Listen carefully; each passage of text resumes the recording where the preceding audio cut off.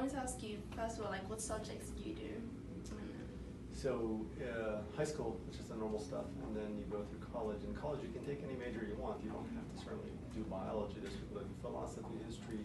I did psychology and chemistry, but there's certain prerequisite courses that you have to take for medicine. And it's like just a handful of courses. Organic chemistry, biology, there's a few things. But other than that, you can do whatever else you want to do, as long as you meet those courses. Okay. And yeah, how many years has it taken you? A long time. Obviously high school, then 4 years of college, a couple years of master's, 4 years of med school, 5 years of residency, a year of fellowship. Add it all up, it's about 16 or 17 total. And how did you choose to specialize? So I always wanted to, I remember when I was a kid, 4 or 5 years old, I always loved pretty things. I was really enamored by this dentist that we knew. I was just a kid, but his office was just beautiful. Gorgeous cabinetry, really clean. It was very different than everybody else's office. And I was really into aesthetics, and through college I was into fashion, fashion shows, used to throw fashion shows, organize them. So it kind of went through that route, and I knew I was going to be a surgeon, something with my hands. And I kind of tried out the variety of stuff: cardiac surgery, orthopedic surgery, urologic surgery, a variety of stuff. But the thing that I kept coming back to is I wanted to be super, super specialized in something that's one of the most complex things in all of surgery, which was the nose. I mean, there's brain surgeons that'll tell you rhinoplasty is more complicated because of the way the nature of the nose is.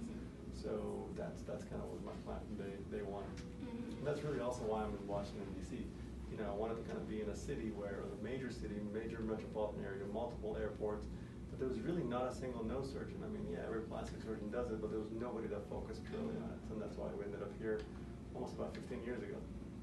And what do you like the most about being a surgeon? Immediate results. I mean, to see somebody and give them medications, and maybe they take it, maybe they don't take it, see them back for months later, were they compliant, were they not compliant? It wasn't my thing. I wanted to kind of be able to do it, craft it, and see the results right there on the table. I did my wife's nose job 2 months before our wedding, so I kind of shaped her as I'm watching it transform, and that's the kind of stuff that excites me. Yeah, okay. What do you like more, being a surgeon or like a business owner?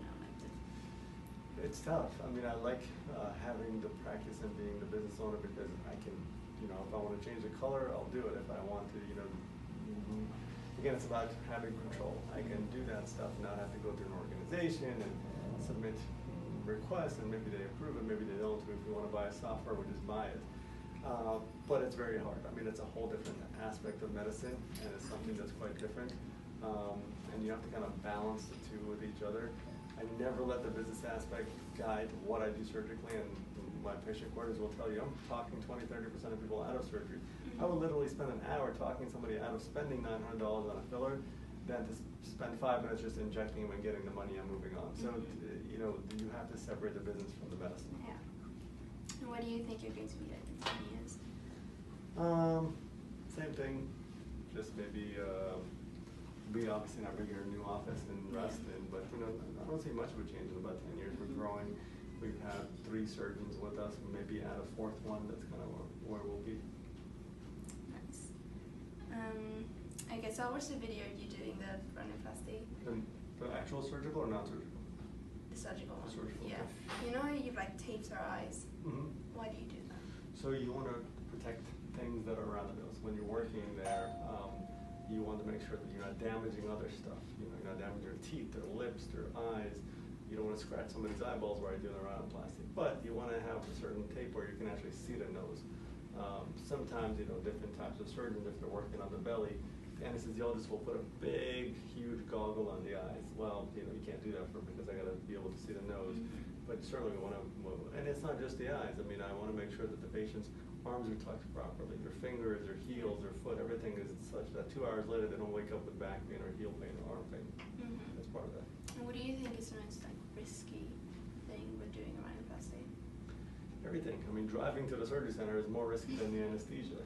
The statistics say that anesthesia done safely is 1,000 times safer than driving on the highways in America. So it's risk versus reward, but if done properly in the right setting, right hospital, you don't take shortcuts, do like in your own office and have some, you know, non-board certified anesthesiologist, and that's less expensive, come and provide the anesthesia. There's a lot of people that do that. They try to save money, but if we do it at the hospital's own surgery center, even in our own suite.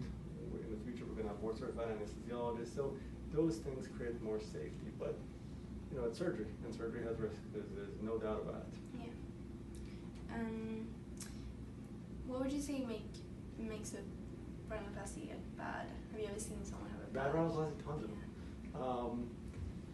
So it's very different than anything else in the body. Nothing else compares to it. The same principles for liposuction, breast augmentation, even facelift or eyelid surgery doesn't apply to rhinoplasty. So, you know, it's a completely different craft. It's a flimsy structure, hollow structure. Little different changes make a big change. And most plastic, I mean, the data that came from the American Society of Plastic Surgeons showed that the average plastic surgeon in the United States does 12 a year. That's 1 a month. I mean, if you dabble in it, and that's the average. So half of them do less than that. So 50% are doing actually less than 12 a year. So if you dabble in it and do it occasionally, you just don't see enough of your own work to be your own judge. I mean, I'm the biggest critic of my own surgery. You know, every time I see a patient back, I'm looking at my notes, looking at my diagrams. What did I do? How did I do it? How can I replicate it? How can I modify it? And that's the thing about rhinoplasty. So you see a lot of really, really bad notes. So when people are getting fillers, you tell them to not squeeze their hands, right?